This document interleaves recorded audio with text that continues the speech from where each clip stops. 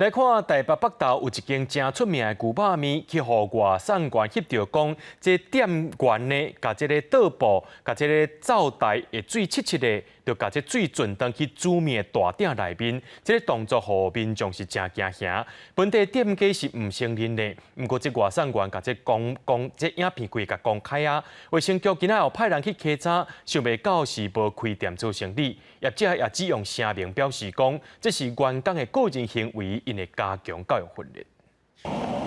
就是这段影片，店员技术将切煮面台了后的倒布顺水入去煮面鼎内底，涵盖行为拢被外送员录落来。暗过店头第一时间发完网，讲迄是煮面水变换进前的动作，反控遭到抹黑。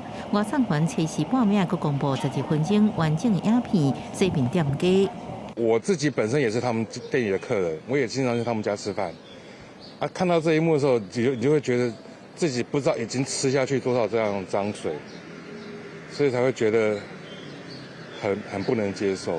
外送员表示，店员依然继续用迄点水煮料理，互其他人去食，一直到伊离开，迄点水依然咧煮，根本就无换水。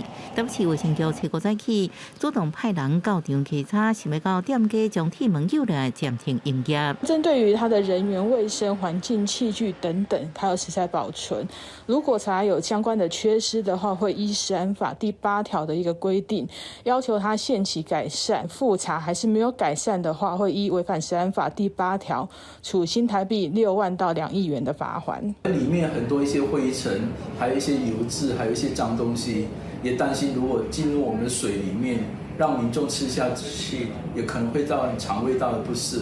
卫生局强调，会要求业者正式说明，但营业了后也无有警来稽查。店头是发出声明回释的，承认倒布水顺入去煮面鼎内底是员工个人行为，负责人无尽到多的责任。回释的，招牌分店暂时休困，加强员工教育训练，才个营业。后续也主动联络卫生局来检查。记者综合报道。